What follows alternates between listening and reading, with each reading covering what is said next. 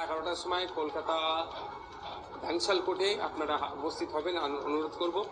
শওকত মোল্লা সাহেব আর শওকত মোল্লা সাহেবের এক শুভাকাঙ্ক্ষী যিনি আছেন তার বিরুদ্ধে মানহানি মামলা আমার নামে অভিযোগ করেছে না, আগামীকাল 11টার সময় আপনারা কলকাতা ধ্যানশাল কোর্টে আসবেন।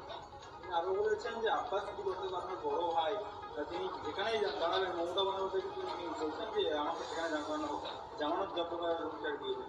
মমতা ব্যানার্জির সাথে আগে কনফার্মেশনটা নিয়ে নিন, লিখিত নিতে বলুন, তারপর কোথাও দাঁড়ার কথায় দেখিয়ে দেবো। ব্যাপারটা হচ্ছে শওকত মোল্লা সাহেব আতঙ্কে আছে, তো আতঙ্কে কি বলছে না বলছে ওনারা হুঁশ নেন। 11টার সময় কলকাতা ধ্যানশাল কোর্টে আপনারা উপস্থিত হবেন অনুরোধ করব।